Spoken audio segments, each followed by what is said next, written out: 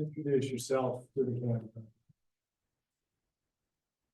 All right, and I guess I scroll to change it. Okay. Where is my camera? Is it here? Yeah. So I stay here? You don't have to say that, because it's showing your slides. All right, all right.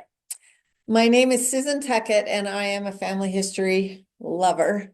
So I got into this many years ago when Elder, can't even remember which one, said, just find one name. Just try and find one name this year. And I'd never done it. And I thought, all right, I'll do it. And you know how that goes. So I've been doing nothing else for a lot of years.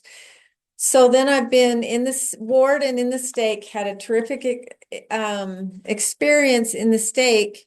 And I'd like to kind of explain what our stumbling blocks were and how we got over them. And I have asked the class members that are here physically present to say, move along if an area is not helpful. So there you go. You at home, if you didn't want me to move along, if you call me, I'll fill you in.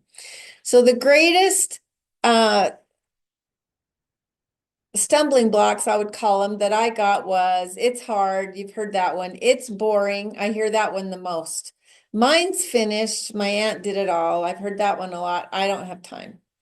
And the church has debunked all of those myths. Now I'm going to start here. One of the brothers in my ward worked in church IT. And at the point in time when Gordon B. Hinckley said, I want all of the census records indexed, and I want all of them stored for the church, so nobody has to purchase them anymore. The IT department said, President, the storage, the search engine doesn't exist that could search that many records. And even if that existed, the storage facility to hold all those records doesn't exist.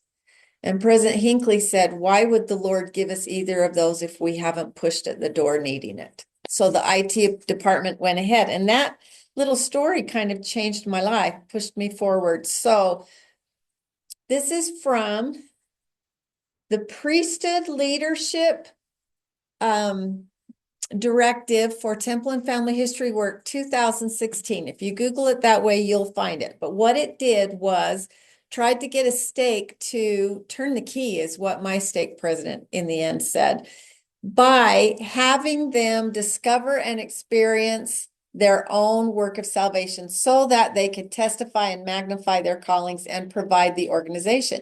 So they didn't want bishops and presidents, stake presidents, to be the guy that was the Temple family history leader. They wanted them to have that experience so that they had a testimony of it. Have you experienced that with people that you've helped? Like all of a sudden, like it turns on.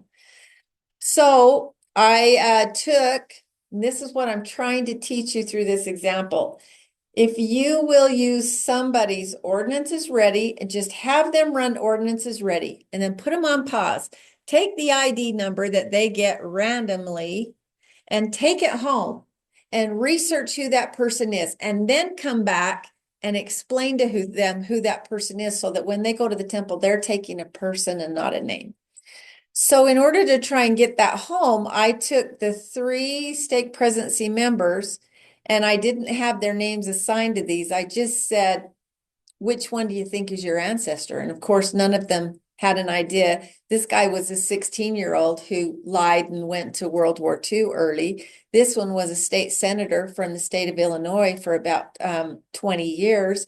And this one had 3 little girls, and the little girls were lost. Like the parents were in family search, but there were no little girls. And that just stunned them, because they thought all 3 stories were amazing. They would have been happy to go do the work for it, but they didn't know who they were. So then I introduced them to their ancestors. How did you find a missing family for each of the state presidents? At that point in time, before we really had ordinances ready going, because this is 2017. So at that point in time, I just went up their family tree. I asked them who their grandparents were, and I went up and I just looked for something missing. I also used virtual pedigree to try and help me speed through that process. But today, to do it, I would simply go to them, spend 5 or 10 seconds, have them do ordinances ready, and get me those 4 or 5 or 10, whichever names you want to do. And then I would leave excuse myself and leave, and I'd go back a day or two later and say, let me introduce you to these randomly pulled people. That's what I would do. So, after, not before, but after those three men had had their experience, the next directive was to do the same thing with the High Council and then the same thing with the bishops. And we did that, the very same thing. So in the High Council, we found a farmer that had 10 kids. We found this marriage and family record that he didn't even know he was from Holland. We found this guy whose grandson, this is the grandson of this Civil War soldier. So you're looking at the Civil War soldier and know that you're going for his grandson, and that person was the link between those generations. Just examples of that. One of them came up, Sven Olafsson, in the day when Frozen was hot, and I stopped right there and I said, come on, you're not going to the temple for Sven Olafsson. You got to take your kids to do that baptism. And he did. But all I was doing, I was finding just one, in today's language, I would say record hint, right? Just one record hint. So each one was finding 6 persons or 2 persons or 10 persons. People didn't know that it was back to our stumbling blocks. They didn't know it was easy. They didn't know it was exciting. And they didn't know theirs wasn't finished. And they didn't know it didn't take time. So it got through all of those stumbling blocks. Am I going fast enough? Those of you in class? So this one, and this is in the slow days before ordinance is ready. It took me 10 minutes to find 15 persons and 80 temple ordinances, and they were in a family. People feel disconnected. They get an ordinances ready name and they go to the temple and they don't know who it is or how they're connected or why they should care. And so it's a less consistent time that they feel connected. So I'm just trying to help them feel connected before they get there. And then when you take one of those names, so for instance, you know, when you do ordinances reading, you get 5 baptismal names. I'm just saying, if you take one of those names and find their family members, if somebody let go of that person, hence they're showing up randomly in ordinances ready, it's very likely they let go of the family, right? And why ordinances ready doesn't pull all siblings up at the same time when all siblings exist, I don't understand. But anyway, it doesn't. So you can help a family find and take a family. This young man was born on the water, so it was very hard to connect him till you figured out his wife had been pregnant and left Ireland, was born, and then came to New York. So small that he was put in a cigar box. And this was one of our bishops. Didn't know that. I don't remember the story on this one. This one is pretty cool. This is the meeting house where this couple got married. And Bishop May had no idea that he had so much German ancestry that was open there. There was so much available that he had the youth come for a joint young men, young women activity, and each class pulled a whole family down. He ended up with 60 temple ordinances. Blah, blah, blah. You know how these work. So can we really succeed? Yes, we can. But the church quoted, we are much more successful when the stake presidency has their experience, then the High Council, then the bishoprics, and then where do you go after that?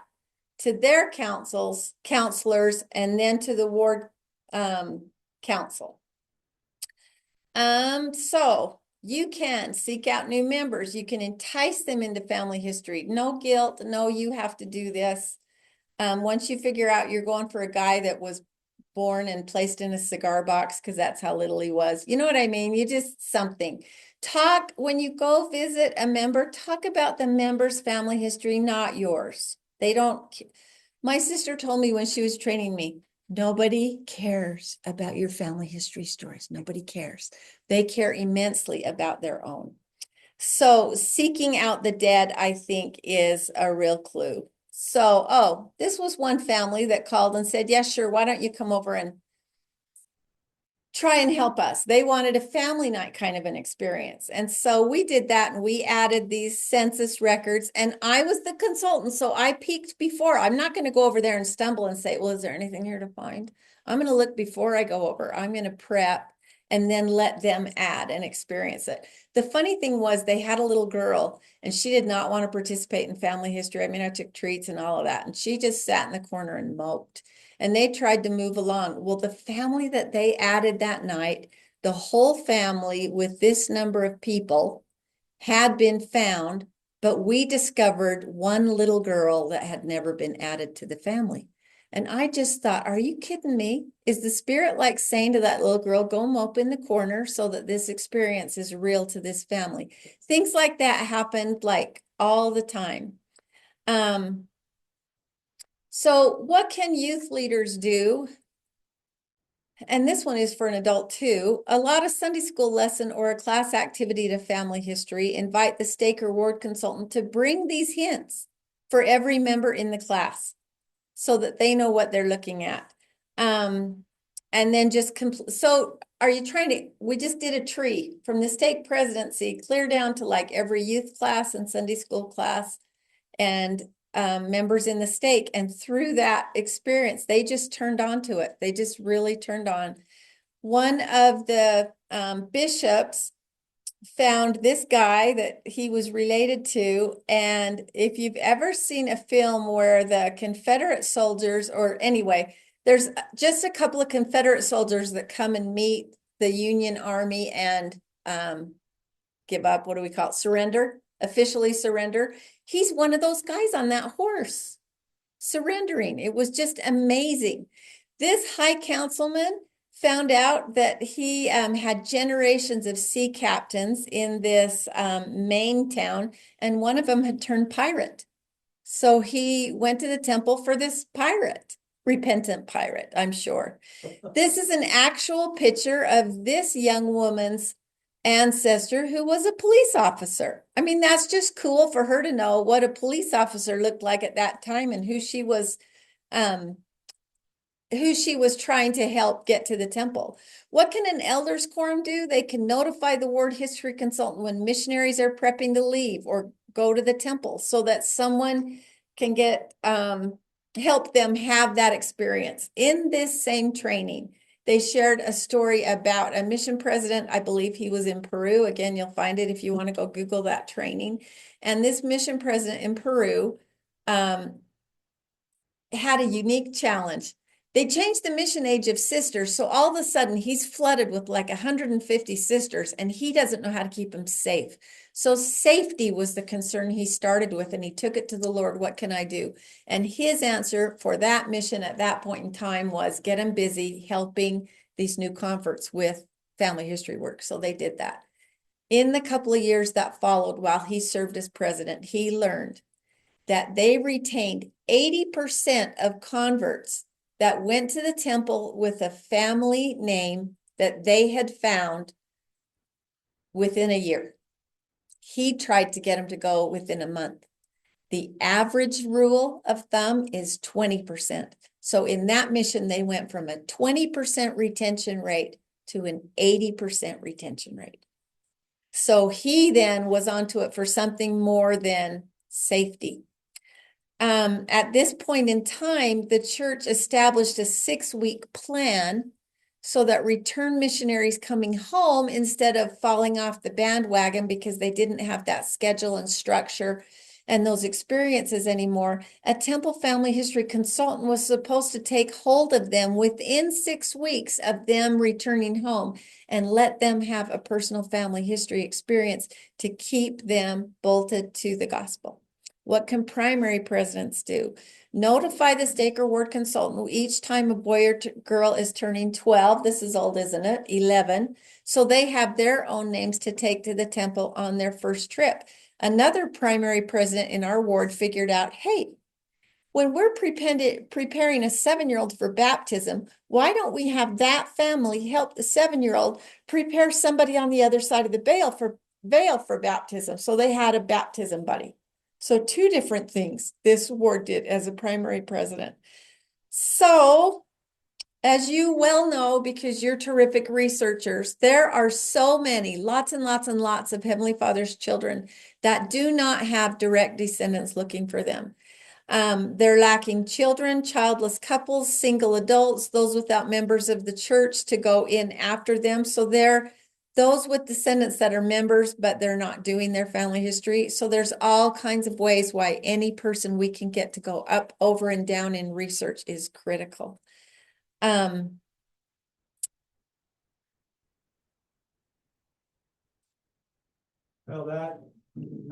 that's a little bit of a problem because you're not allowed to do the work for somebody you're not. Still research it. You can research it, but you can't do the work. This primary one, you mean? All of this is within their families. Well, no, you're talking about there, and that previous slide about, no, the one that said Heavenly Father's children who don't have direct descendants looking for them. We don't have the capacity anymore to do work for people that we're not related to. It's the latest change. Right. So in here, I'm just talking about when you research and go up your line over and come down to somebody's descendant, up those 16 generations and over and down back 5 or whatever. That's what I'm talking about here. For somebody else. Yes, to help them in their tree to go up, over, and down.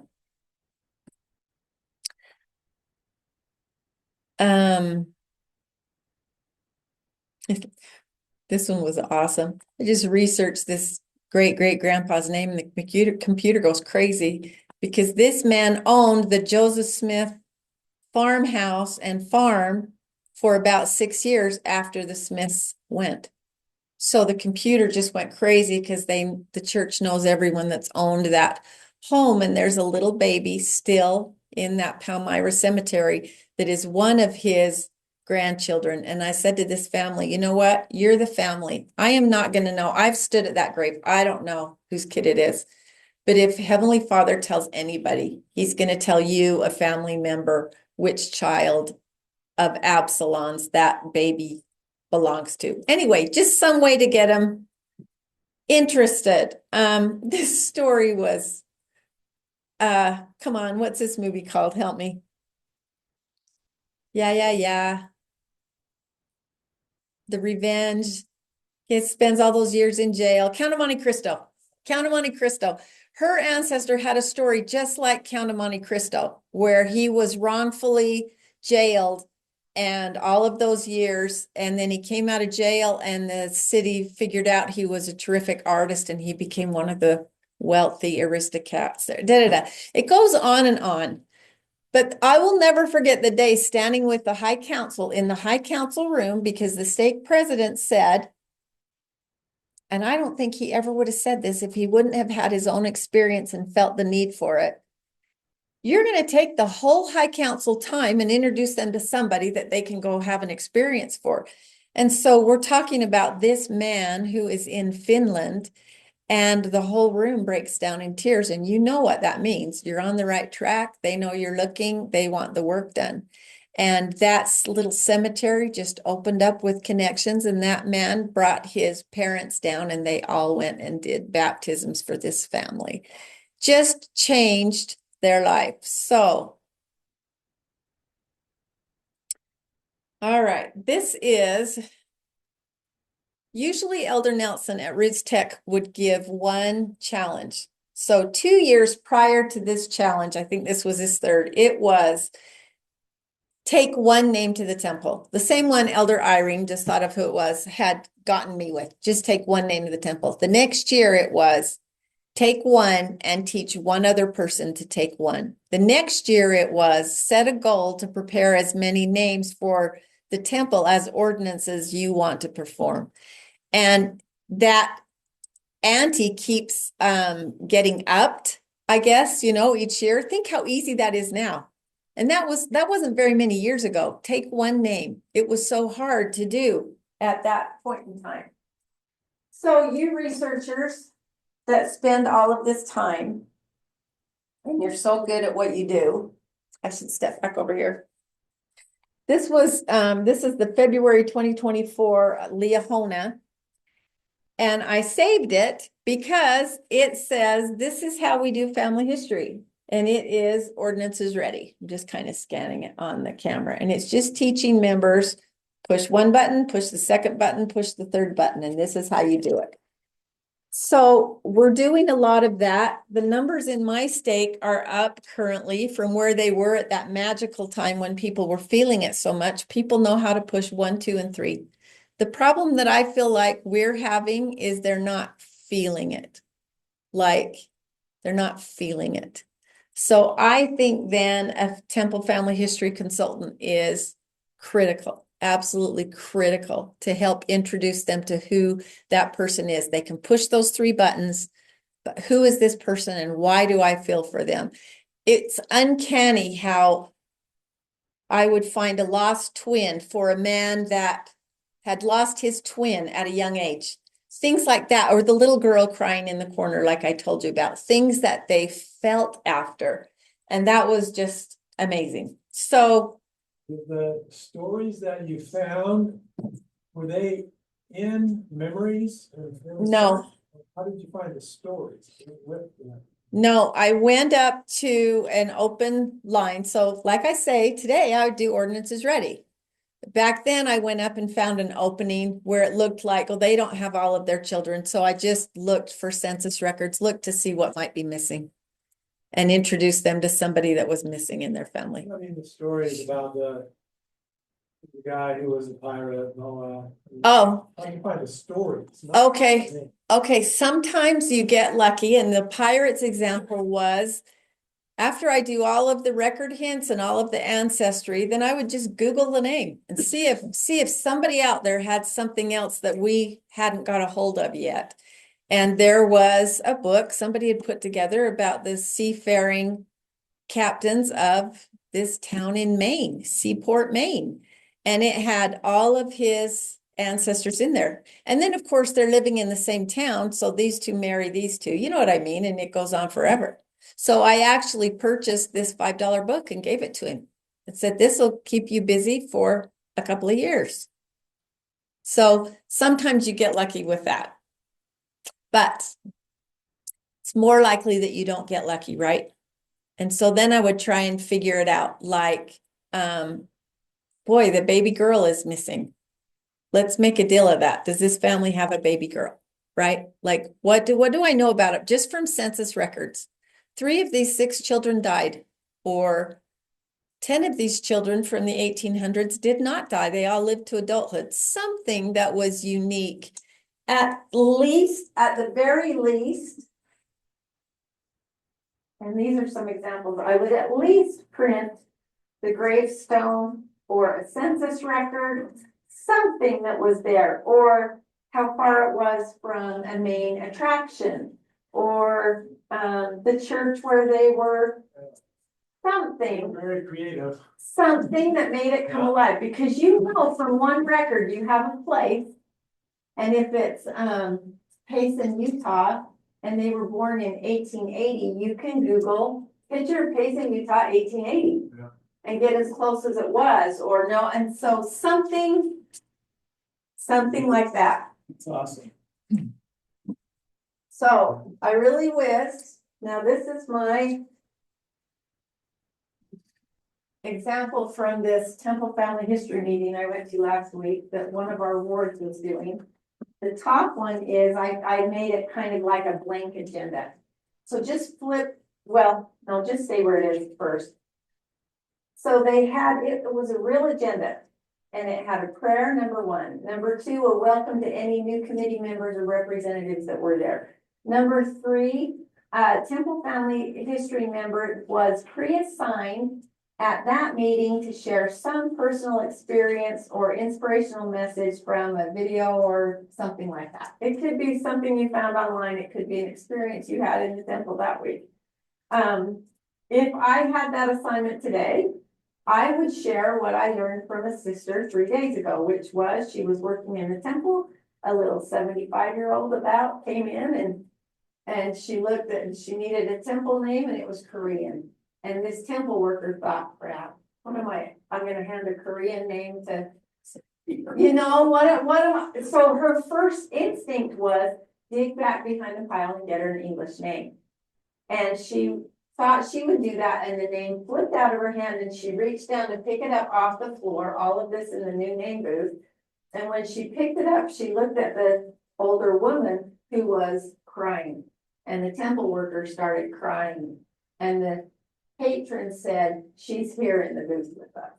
And the temple worker said, "Yes, she is." And so she held out that name, and this little old woman rattled it off in Korean. That's the experience I would share today, because that makes you want to try and go, you know? Okay, so number 4. A member of the committee was assigned to bring one tiny section or one line of the general handbook in the Temple Family History section, and they talked about it as a group. What does this line look like in our ward? How do we do that in our ward? Number 5, the Temple Family History leader reported from the ward council on the past agenda item, because he's supposed to do that, and he had. Number 6, which took the bulk of the time, reports from the pre-assignment, the assignments from the prior monthly meeting. Somebody was checking with the elders quorum. Someone was with the Relief Society, someone was with the young women, someone was with the young men, and they reported back what the Temple Family History assignments were from those 4 organizations. And of course, anyway, I'll skip that. Number 7, there was an update from the Relief Society and Elders Quorum presidency on how the new Temple Family History plan was progressing. So this is their monthly outline. Now, on the second page, you can see exactly what the agenda looked like when I went. And on the 3rd page, they pass out minutes from the prior month. What this was exactly what my state needed. I'm going from word to word and hoping I can get people on board with this. Because the bishop was directing, so he actually said, "I love that other people love Temple Family History work. I don't, and I'm too busy." So the Temple Family History leader was not a guru in Temple Family History work. He was a businessman who knew how to assign and delegate and have them report back. So anyway, that was just my last little thing that I brought. So I don't think I've taught you anything about research that you didn't know before I walked in here. So that's why I talk so fast. Well, what you have taught us though is some ways to energize people. That's a big thing. Really important. It's the most important thing I'm here. glad we recorded it because I think we'll put this on our website so that Temple of Family History leaders can get some good ideas. Box. Yeah. All right, I'm gonna stop the recording. I X'd out. Did that stop it? No. You know what? I probably should have started with a prayer, huh? Well, Everyone pray tonight.